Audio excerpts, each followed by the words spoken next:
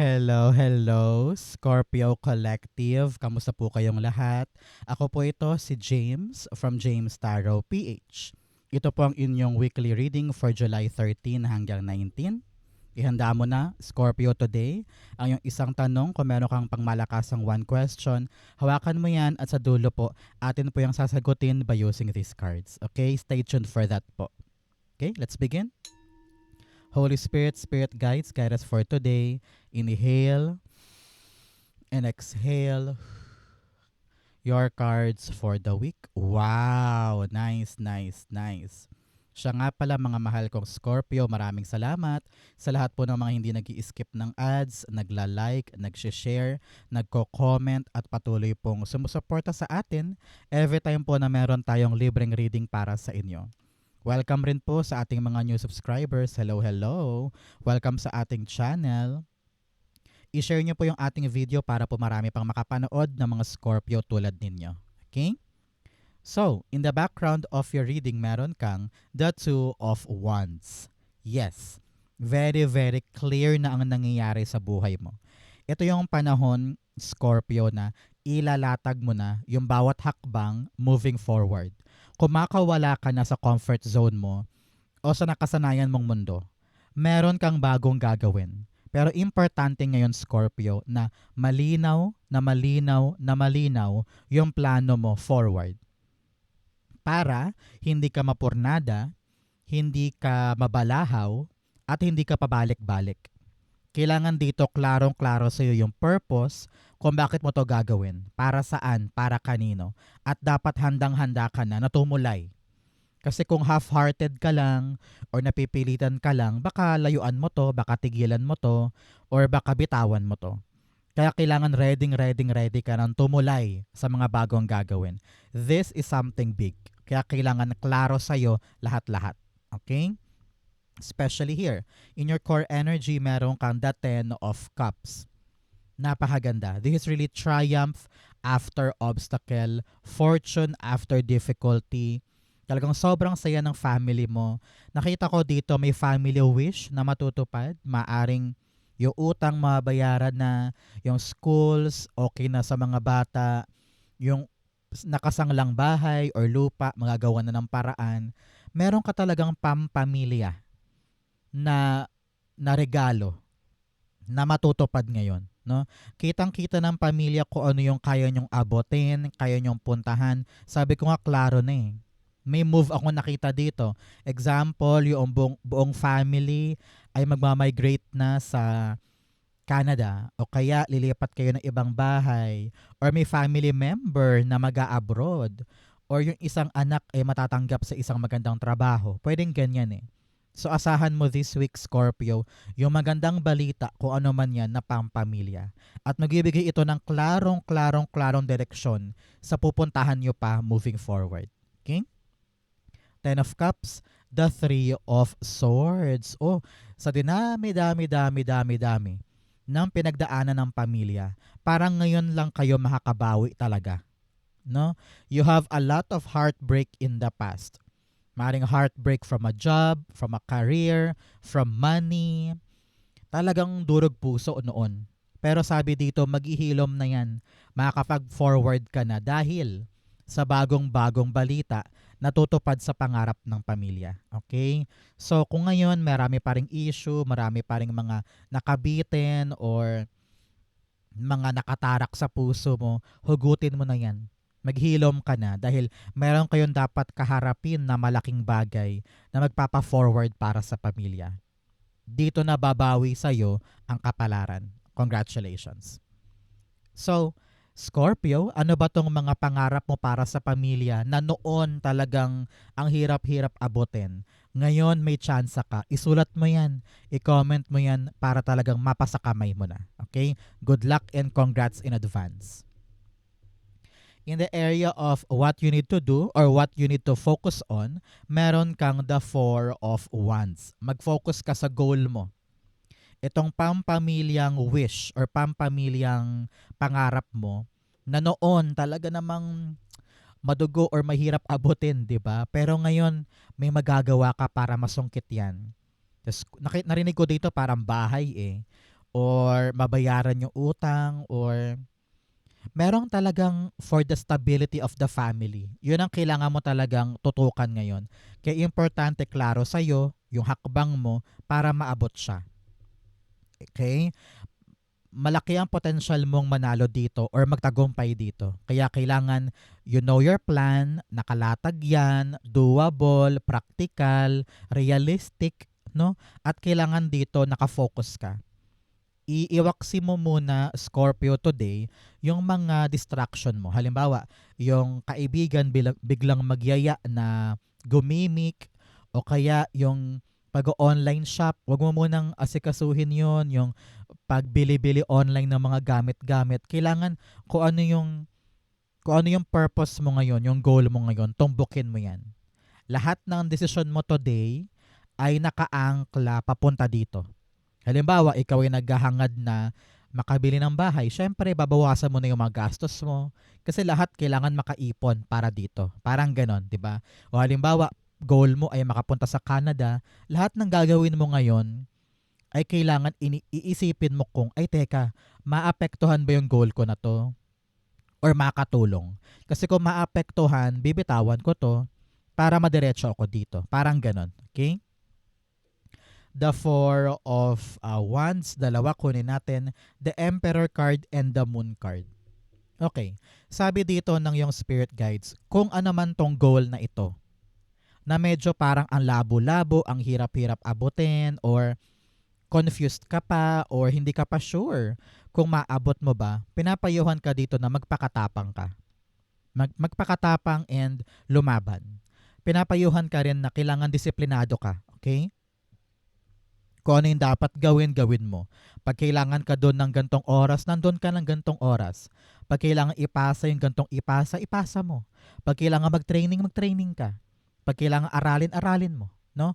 Your discipline and willingness to cooperate and do everything para lang matupad to, yaan ang lulusaw sa lahat ng takot mo, confusion mo, question mo.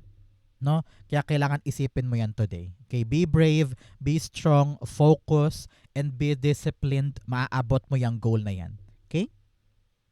So, Scorpio, kwentuhan time tayo. Ano yung mga bansa na pangarap mong puntahan? Nasabi mo, God, dream country ko yon. Gusto kong malasap, gusto kong ma-visit. I-comment mo yan. Ako, gusto ko Japan, New Zealand, at saka Spain. Ikaw, ano yung bansa sa'yo? I-comment mo nga. In the area of what you need, meron kang the King of Swords. Ang kailangan mo ngayon, Scorpio, right strategy. Right strategy. Hindi pwedeng, halimbawa, pupunta ka papuntang Japan, nakahanap ka ng agency, medyo mahal ang mga bayarin, tapos may training, may workshop, ganyan-ganyan, malayo yung bahay mo. Kailangan mong mag-jeep, mag-MRT, mag-tricycle, mag-bus. Halimbawa lang, para lang makapunta doon. So, kailangan strategize. Ano ba yung gagawin ko para makatipid ako sa pamasahe, para makapunta ako doon every single day, hindi ako malate, para makapag-aral ako ng diretso, ng may concentration, 'di ba? So, gagawa ka ng paraan para mangyari pa rin 'yon sa paraang pabor sa'yo, sa paraang magaan sa'yo. Okay? Halimbawa din, ikaw ay merong kailangang pagdesisyonan ngayong linggo. Halimbawa, papaayos na ba yung gate na yan dahil lumalanggit-ngit tapos kinakalawang na halimbawa. Pero na-realize mo, teka, kasya ba ng budget ko this week? Kaya ba ng pera ko this week? Meron ba akong aasahan sa construction worker na tinawagan ko? Kailangan realistic yung approach mo para merong patunguhan, para merong maganap. Okay? Hindi pwedeng sabi mo, papaayos ko na yan ngayon. Naglabas ka kaagad ng pera kung sino lang construction worker ang kinuha mo without knowing kung kaya ba talaga niya. 'Di ba? So, kailangan yung bawat action matalinong hakbang. Hindi pwedeng bara-bara. Kailangan talaga magaling ka rin daw makipag-usap. No? Yung boses mo, yung bibig mo, yung communication skills mo ay bala mo para maganap yung gusto mo. Okay? King of Swords, the Page of Cups. Yes. Si Page of Cups dito, parang sinasabi, isip at puso. Kung ano yung action dapat talaga alam ng puso mo na ito yung gusto ko.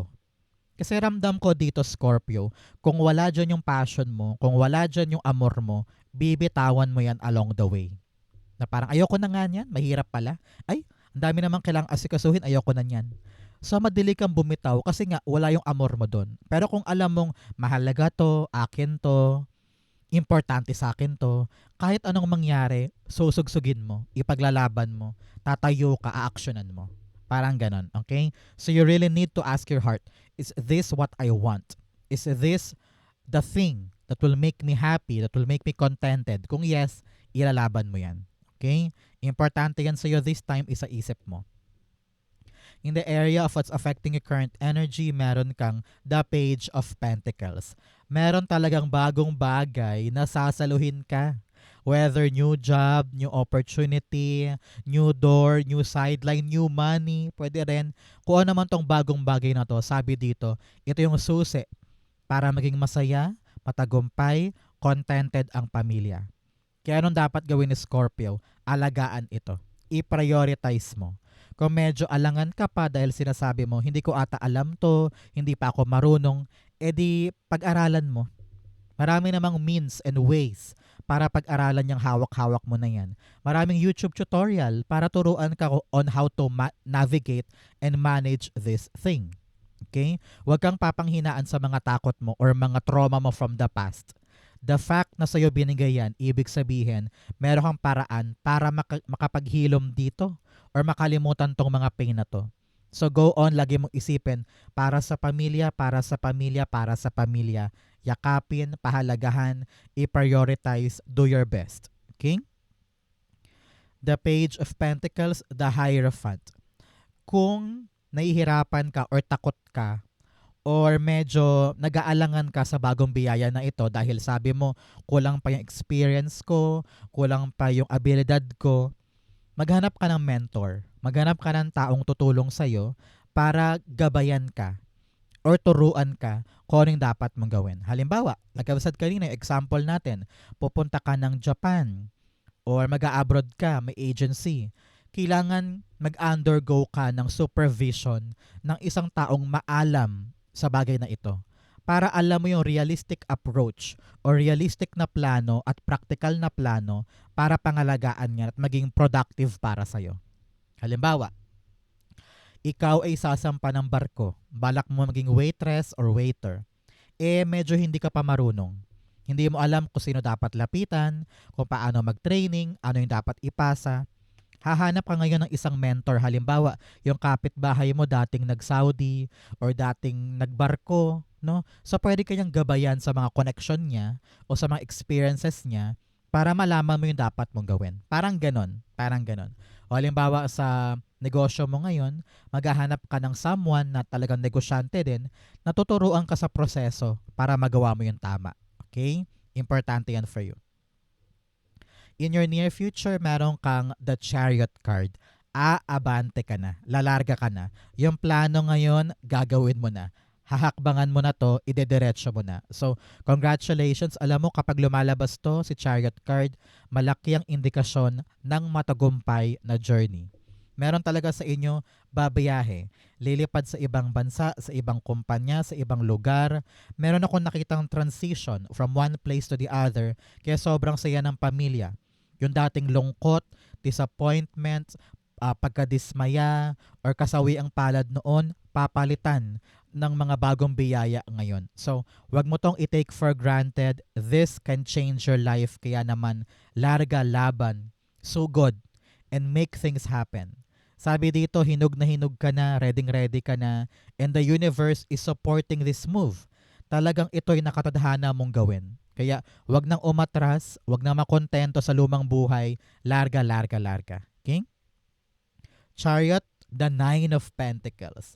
Nine of Pentacles all about living heaven on earth. Kumbaga nabubuhay ka sa isang masaganang buhay na para bagang nasa langit ka. Parang ganon. So, makukuha mo na yung pangarap mong buhay dahil sa paglargang ito.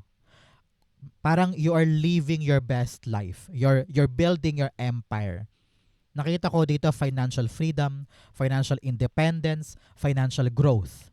Kung ano man yung nais mo, kaya mo nang bilhin. Kaya mo nang ipundar. Kaya mo nang malasap yung pangarap mong buhay dahil sa laban na ito, sa pag-abante na ito. Congratulations, King. Manlibre ka soon. Talagang masaganang buhay ang naghihintay dahil sa charge forward na ito. Congratulations in advance, King. In your challenge, meron kang the Hanged Man. Sabi dito, nakabitin ka pa rin o nagadalawang isip ka. Kahit kaya mo naman, parang feeling ko, hindi ka pa kontento sa action mo or sa pinaplano mo. Meron pang inhibitions. Kaya panahon to for you, Scorpio, na tignan mo sa ibang aspeto yung kinakaharap mo para makita mo kung ano yung positive note or positive outlook dito. Kailangan baguhin mo ang POV mo para ma-realize mo, ay, ganito pala yung dapat kong gawin. Ay, ganito pala yung dapat kong maintindihan. Kasi kapag lumiliwanag yung isip mo, hindi ka na stuck. Makakagawa ka na ng paraan para umabante, lumarga. Okay? So, wag mong hayaang nakabitin ka lang dyan at wala kang kaalam-alam at naghihintay ka lang ng confirmation from something else. Kailangan ikaw mismo ang kakalkal, ikaw mismo ang gagalaw para lumiwanag ang isip, para hindi masayang ang oras at para makaabante ka. Okay? Hanged Man, meron kang the Seven of Wands. Si Seven of Wands here, sinasabi dito, kung ano man tong kaliwanagan sa isip mo at na-realize mong dapat mong gawin or dapat mong strategy, ipaglaban mo. Dahil maraming tao sa paligid mo ang maaaring humarang sa gagawin mong ito. Maybe, wala silang tiwala sa'yo or naiisip nila na parang mali yan, parang hindi yan dapat mong gawin, Scorpio. Pero ikaw, alam mo eh. Alam mo na dapat ko tong ipaglaban, dapat ko tong idiretso, dapat ko tong panindigan. Kung ano man tong clarity na yan, move forward with dignity, with conviction, and kailangan tong panindigan moving forward. Nang sa ganon, magdire-diretso yung pagbabago at pag-unlad at panalo mo dito. Okay? In your fortune, meron kang grace and gratitude. Through gratitude, joy expands. Sabi dito, magpasalamat ka daw at maging grateful ka sa mga bagay na meron ka. Siguro ngayon marami ka pa rin gustong makuha, marami ka pa rin pangarap, siguro nag-i-struggle ka ngayon, pero marami kang mga pinagdasal noon na natupad ngayon. Siguro tumingin ka ngayon sa paligid mo, no? Alamin mo, tignan mo kung ano yung mga bagay na meron ka now na noon pinagdasal mo lang. Noon parang imposible mo makuha pero meron ka, no? That is a big sign na ang dasal tinutupad ni God for you. Kaya be grateful para maging magnet yan, para makuha mo pa yung mga bago mo pang ipapangarap o ipagdarasal para dumating din sila. A grateful heart is a magnet for more blessings. Okay? In your fortune, meron kang the Ace of Pentacles. Mag-rejoice, magsaya ka na dahil may bagong-bagong darating na biyaya. Nakita ko dito parang pera, parang kaya sobrang saya ng pamilya mo eh dahil yes, dumating din yung pera, dumating din yung bayad, dumating din yung kapital. Masisimulan mo na yung endeavor na gusto mong simulan. Talagang maghihilom kayo dahil sa biyayang ito. Maari ding new opportunity ito, baka tawagan ka, baka lapitan ka para offeran ng gantong trabaho, gantong sideline. Meron ka ng bagong susi for bigger goals. Kaya grab it, take it. This is your chance for a renewed life. Okay? Ace of Pentacles, the Seven of Cups. Nagbubukas na yung mga pintuan para sa'yo. At yung mga pintuang ito, napaka-valuable. Example, this week ay nagkaplano ka for something at hindi mo alam kung gagana ba tong planong to, pero biglang boom, dumating yung mga konfirmasyon na ay pwede ko tong gawin, ay pwede yun. Alin dito yung para sa akin talaga. Lilinaw yan, no? Dati pinapangarap mo lang pero ngayon nasa lupa na. Dati ini-imagine mo lang na ay sana magawa ko yun, sana maging available yun, sana maging offer sa akin yun. Biglang boom, a dream turning into your reality, ipagkakaloob na para sa'yo. Congratulations, okay? In your divine messages, meron kang the answers you need are coming. Lahat ng duda, takot, tanong, Lahat ng alinlangan, masasagot daw this time. Darating po yung mga sagot na magpapalinaw ng plano at magpapaabante sa'yo moving forward. In your divine messages, meron kang the Knight of Wands. Sugod, laban, hindi aatras, hindi uuwi, hindi mag-quit.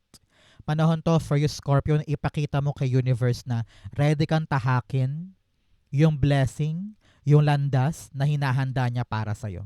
Hindi pwede ngayon ang duwag or takot mag-try, takot sumubok or takot umabante. Charge forward, believe in yourself, be unstoppable. Okay, congrats po.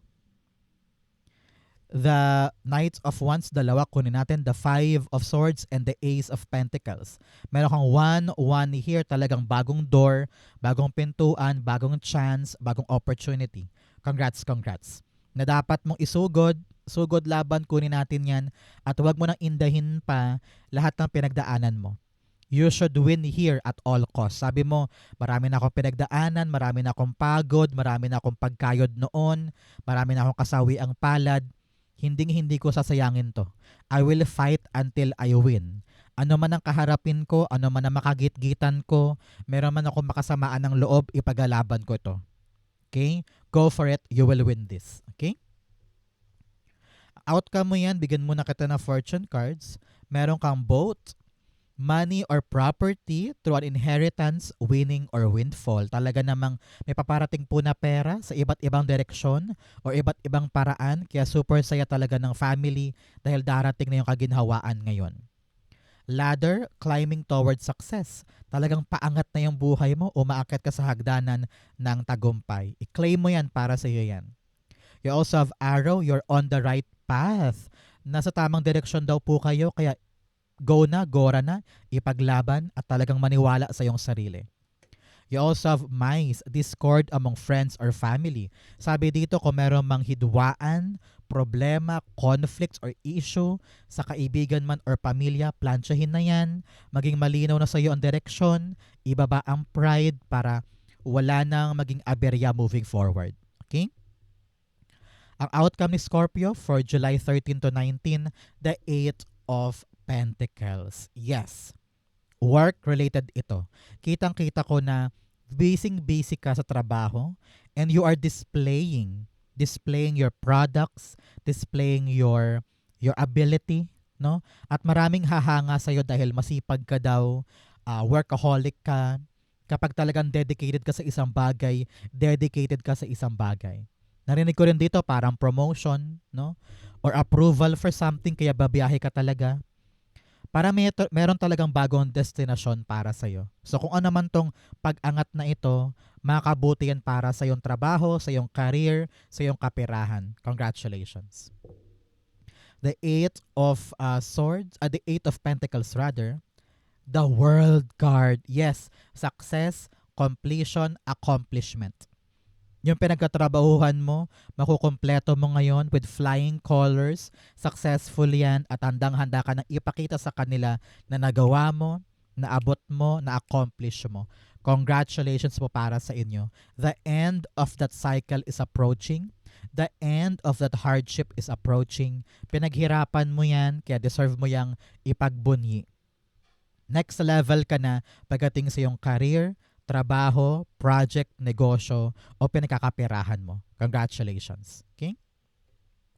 Let's go na, Scorpio, sa yung isang tanong, isang sagot. Meron ka bang one question? Ipikit mo na mata mo ngayon and think about that question.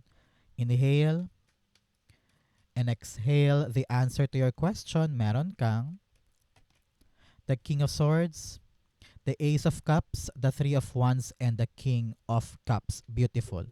At the bottom, meron kang the Three of Swords. Oh, so super malungkot ka na or disappointed ka na pagdating sa question mo. And you're thinking, paano ba to mangyayari? May dapat ba akong asahan? Makukuha ko pa ba yun? Kakapitan ko pa ba? Your spirit guides are telling you, you need to make a choice. Kailangan mo nang maging maliwanagan. Kailangan mo na magkaroon ng malinaw na perspektibo tungkol sa question mo na yan. Mabigat na, masakit na, at parang nahihirapan ka na. You need to stand up and really accept the truth. Kung ito man ay love life, nahihirapan ka sa dalawang magkaibang tao, parang parehong lalaki ito eh. Unahin ko muna yung nagko-question about love life ha. Parang panahon to for you to decide kung sino talaga yung nasa puso mo at umabante ka na doon para hindi ka nahihirapan ng ganito. Okay? Para naman sa mga hindi love life ang tanong, nakita ko dito panahon talaga to for you to really stand up, accept the truth, accept the truth, and maging payapa sa puso mo yung pagtanggap doon. Huwag ka nang magpaka-bitter, huwag ka nang magpuot-puot dyan or galit or inis or desperation dyan. Palayain ang dapat palayain. At makakalasap ka soon ng kaginhawaan na parang, ay, kaya ko palang bitawan. Ay, kaya ko palang i-let go. And yung nasa puso mo, ang panahon to para i-prioritize yung tawag ng puso. Alam mo naman eh. Alam mo naman kung ano yung dapat mong makita, dapat mong bitawan, dapat mong layuan. Para nang sa ganon, maka-forward ka na sa yung talagang destinasyon na para sa'yo. Kaya ka daw naghihintay dyan ng matagal ay dahil meron ka pa rin inaasahan na alam mong heartbreaking na or hindi na nakabuti para sa'yo. So stand up, Scorpio, stand up and open your heart for something new. Open your heart for something na hindi ka papahirapan, hindi ka aligaga, hindi ka stress, hindi ka nagka-sacrifice. So stand up. Face the truth. Face the truth and take action on it. If you're waiting for a yes or no, the answer is yes. Yes, may bagong darating, may bago kang pupuntahan na mas kalmado, mas maganda. Yes, panahon na para tumayo, para umaksyon, para harapin yung dapat putulin, dapat tigilan.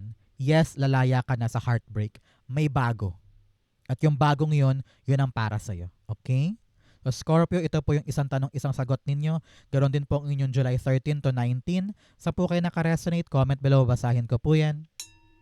Thank you Holy Spirit, Spirit Guides for the clarity for today. Thank you mga Scorpio for watching hanggang dulo. I love you. This has been James for James Taro PH. God bless everybody.